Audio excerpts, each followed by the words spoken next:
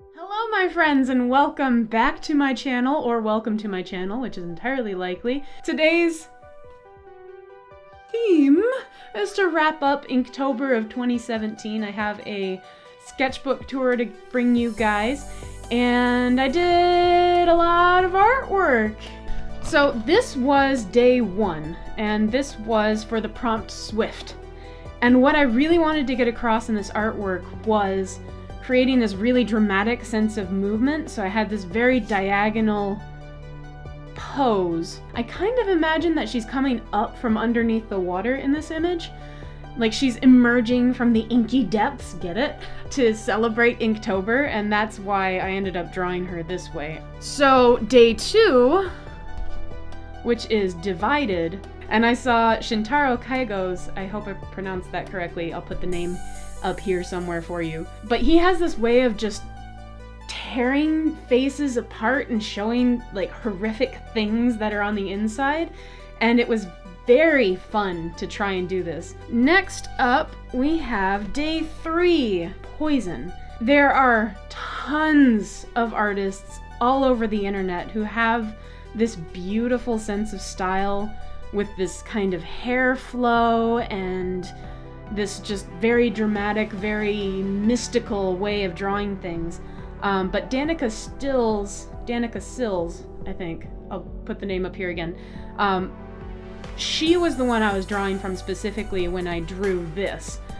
I love her YouTube channel, by the way, so if you like my artwork, you'll love her artwork. She does a lot of inks and watercolors and beautiful things.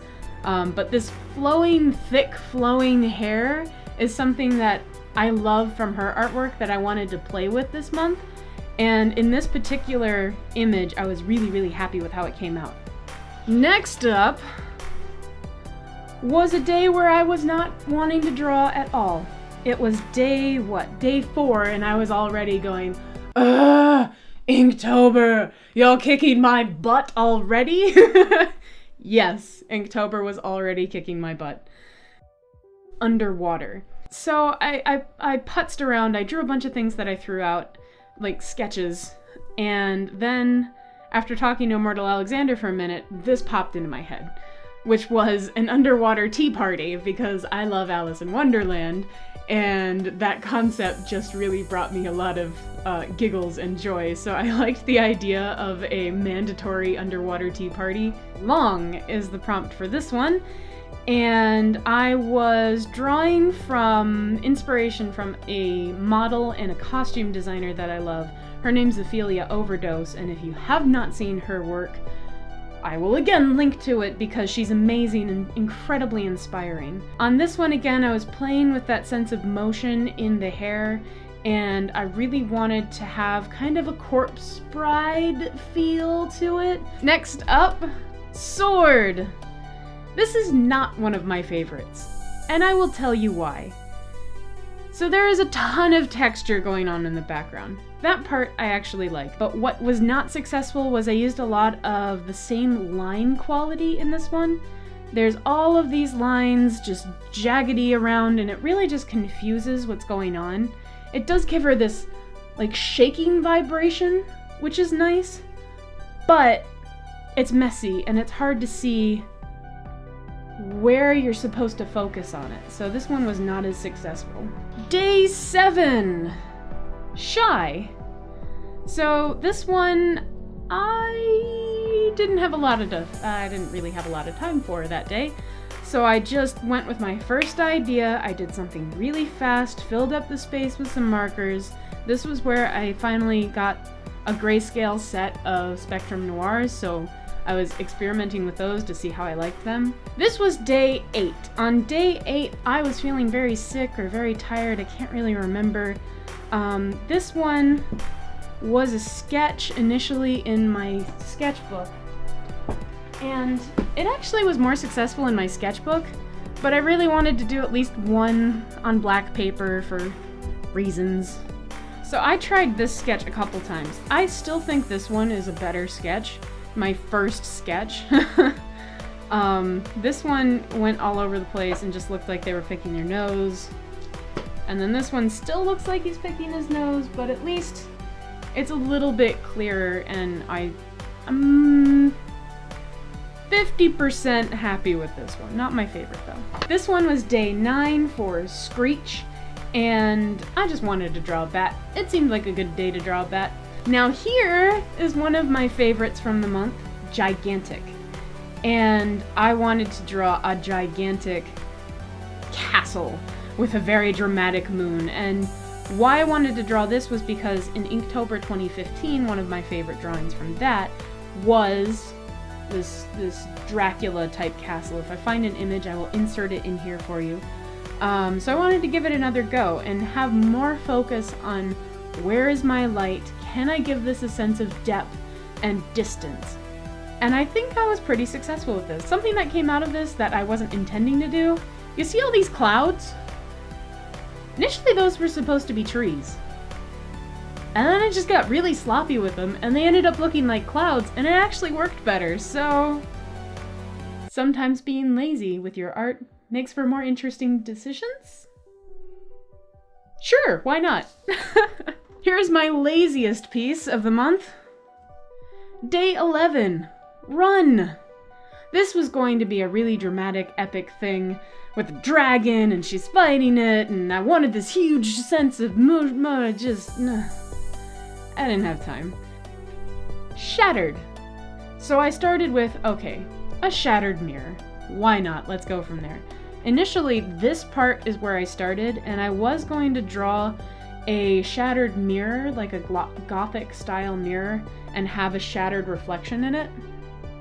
I got very lazy when it came to the reflection because I got so distracted and excited about drawing this world around this witch character. So it's almost as if something went really wrong and she's just waiting for something to come sneaking out of that shattered globe thing. Day 13! Lucky number 13. The word was teeming.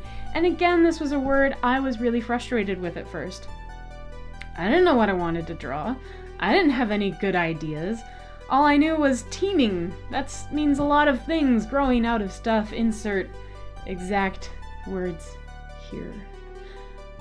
So I looked up the definition of teeming, and I just couldn't get over this one weird connection in my head, which is teeming has the word tea in it, so maybe I could make some teeming tea.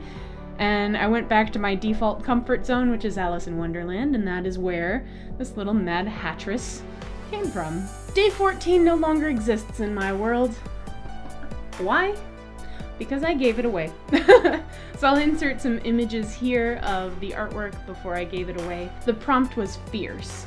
And I was up at the Rock and Shock horror convention, and just hanging out with friends, wandering around, enjoying myself.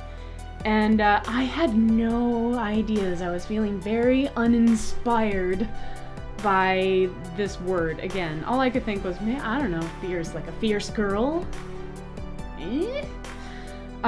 So I carried around my Inktober sketchbook empty at that point. I just didn't carry any of these loose leaf things you've been seeing. And talked to all of my friends at Rock and Shock. I talked to the Deadites, I talked to Derek Rook, who's an amazing horror artist, and you should definitely check out his stuff.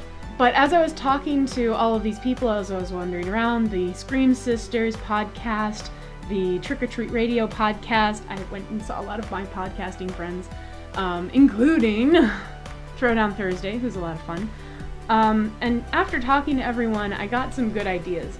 Jessup Doom, who is a horror artist in her own right and does these really creepy, weird doll things, that if you like creepy, weird dolls, you'll love her artwork. And a couple of my friends, including Alicia, she was my model for this one, I was actually able to come up with something that I was really happy with, and because I was so happy with it, I just gave it away in that moment. If I really love something, I give it away. Mysterious is another one that will end up sent to the person whose face I stole. This is Ashes from Throwdown Thursday podcast. She is a fabulous, pink-haired, amazing person, and you should do everything you can to involve her in your life. In this one, I wanted a mysterious light. I don't know what it is. You'll have to tell me. What could it be? Is it magic? Is it evil? Is it good? Is it her power? Is she just discovering it? I don't know. That's the mystery. And here's a word that I normally hate. Fat. Why? Because people have called me fat for a long time and it always makes me feel really uncomfortable. But I've taken that word back with this artwork, specifically, because fat doesn't have to be a bad word, it can be a great word. A big fat juicy burger, a big fat paycheck, an adorable fat rat is where I ended. And this artwork is, again, one of my favorites from the month. I enjoy the still life quality of it. I love his expression, and I like the expression on the pumpkin. I like that there's a good sense of lighting with the candles and how it's reflecting off of him. And most importantly, I love the fact that one of my friends on Facebook, Laura Hepler, if you ever, I don't know, if she ever goes professional with her cakes, you need to hire her. But she made a cake based on this artwork, so here's some art about that because it's super cool. Isn't it so cute? It looks so good as a cake! Oh my gosh, that was the coolest thing ever. It's just like, I made a cake based on your artwork. What? You guys will be familiar with this one. If not, here's the video link up here. This was day 17, Graceful. And this one I did a whole speed draw on. I wanted to show a little bit about how I was using the markers, try to have something with a little bit more of an environment, because my environment-based ones are definitely my stronger images, I think. Filthy. And because I am a theater nerd and a theater kid at heart, Filthy just instantly drew the line, out, damn spot, from Lady Macbeth in the play Macbeth. So I just imagined her with blood all over her hands and just having these filthy, horrible, evil thoughts. In this one, it was the prompt cloud, and I don't know where it started. Initially, she wasn't supposed to be in a rainbrella. By the way, that is an idea entirely from Lavender Town. I will try to find the video where she mentions it and put it in the description again. And I just wanted to draw it. It wasn't initially supposed to be a cloud umbrella where it rains underneath, but after I drew my initial sketch of this pastel goth vampire character, let's call her, I don't know, I'm terrible at naming characters. If you want to name her, leave a comment and tell me what you think her name is. And now, it's officially a sketchbook tour, because the rest of these, most of the rest of these, are actually attached to a sketchbook. On this day, I was not home. I was off on the road at the Lilith Storytelling Festival and hanging out with Dan Wojtek from the Wicked Library podcast and the Lift podcast, and with Immortal Alexander, whom, that shouldn't surprise you, I am married to him, and Lane Lloyd from the Sable podcast. So it was really just a fun podcasting weekend to go hear about traditional storytelling. I wanted to be open and inspired by what I was experiencing, by this live traditional storytelling. And what kind of popped into my head that first night we were there was this image, which was this getting deep into a good book, getting deep into a story. And she found this really cool magical thing, and there's just this burst of light and energy from the middle. The candle's been blown out, and this one came out really, really well. I think this might actually be my favorite drawing from the entire month. The prompt for this one was furious, and while we were hanging out with Dan Wojtek, I, in the morning, had no idea what to draw. Dan, the prompt is furious, what do I draw? And he said, well, you should draw Furious George, the monkey. Oh, that's a great idea.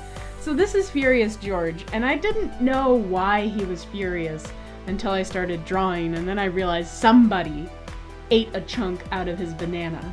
That is why he is screaming, "This banana is not for sharing!" This piece of artwork was for the word trail on day 22, and this day, Immortal Alexander and I were on our way back from Pennsylvania, and we stopped at the Crystal Caves in Pennsylvania. And oh my gosh, if you ever get a chance to go explore inside of a cave, do it. It was a lot of fun, and it was so different. It's so weird being underground like that. The light reflects off of things differently because everything's wet. There's just this very cold, cool air around you, so it was very inspiring. So this was for day 23, juicy. And if you're familiar with this movie, you should be able to see her. This is one of the Sanderson sisters. This is the one that Sarah Jessica Parker, I think, played. And there's this one scene in the movie where she grabs a spider and is just like, oh no, what a pretty spider, and she just eats it. Blind. On day 24. And I didn't want to draw anything spooky that day. I don't know why, I just wasn't feeling it. I knew I had to draw someone who was blind or blindfolded, which is where I went. But I wanted to draw something more magical and mystical, and that's why this kind of wood nymph, forest spirit kind of creature came out. So here is day 25, ship. Initially, I wanted to draw a big old ghost ship on the ocean, looking all epic and stuff. But I wasn't quite up to the challenge of drawing an entire ghost ship. Not with a lot of detail like I wanted to. I ended up drawing this ghostly figure, ghost, who has a ship on her head. Ship. I drew a ghost ship. See? Oh, here is... If you ever think everything comes out perfect, here's a great example of no. It does not. This was for day, what day was this? 26. The prompt was squeak. So I wanted to go trick-or-squeaking, and draw like all of these little mousy figures going trick-or-treating. Trick-or-squeaking. But, I didn't like how it was coming out. So I drew this, a squeaky haunted playground instead. So this was for the prompt climb, and climb, it took me a couple drafts to get this to happen. I think this is where I started to really fall behind because I was at yet another convention. But he looks really cute. I think the perspective was actually working really well. I like the fact that his little tongue's sticking out as he climbs up. This is fall, and she's a falling star, or a falling person falling from the sky, but she's definitely falling. I had really enjoyed this sense of flow. She's kind of shaped like a teardrop, and then the trail of stars as she's falling down. The proportions of everything's a mess in this, I fully admit that. The feet I wrecked, her neck is a little bad, her head's too big, her arms aren't long enough. It doesn't matter, because the overall flow of it and the overall feeling of it really comes across. You don't have to be perfect to make good art. Here's a great example of that. This drawing was from day 29, United. And this one, I just wanted to draw the house from It. Looks familiar, doesn't it? Just a little. I didn't go specifically from it, but this was totally the tree from It. This was the house. And I wanted to ask the question of, I wonder if anyone went to that house trick-or-treating before it was entirely abandoned? Here is our intrepid explorer again. In the caves. I wanted to give the caves another shot because I wasn't entirely happy with that first one. So this was day 30, found. So we're almost there. And if you cover up this part, I love it. I love the fact that your eye is led to this magical tree glowing in the back, that all of the stones have this great rim light, and as you get closer, they get whiter, like there's this really powerful bright light shining out from it. And he's interesting, he looks shocked, his profile of the face isn't perfect, but his butt looks really nice. Now, why I'm covering up his feet is because I really wrecked this part. And it was something that I didn't even notice until Alexander looked at it and said, "Is he a dwarf?" And I said, "No, obviously not." But you see where I added these shadows on the water? It really does look like his feet poking through, doesn't it? Which just makes him look really short and misproportioned. So if you cut this part out, he looks great. And now we have finally made it to Halloween, the last day of Inktober. And that day the prompt was mask, and I threw it out the window. This was the one day throughout the whole month I deviated from the actual prompt list, and that was because on my blog, horrormade.com, I had a story from John Cleworth I wanted to illustrate. But because I'd been so busy throughout the month, and I'm terrible at planning ahead sometimes, I did this on the day. This was on Halloween that I drew these drawings for this story. So there are multiple drawings for Halloween, but I'm really happy with how they came out. This is another character on the train. She was described as this fleshy, bird-beaked woman. So I ended up drawing it's kind of like a half-plucked bird, like an eagle woman. She has the beak, she has this very Victorian costume, but she's plucked every feather from her head. Like she's just a nervous wreck or just really sick or something, because she's constantly blowing her nose. So that's where this one came from. And in the last one, I'm really happy with this one. I'm really glad that this is where Inktober ended for me. And this is a naked mole rat character, because at the end of the story there's this moment with a bald character and this hair that sprouts out and screams something.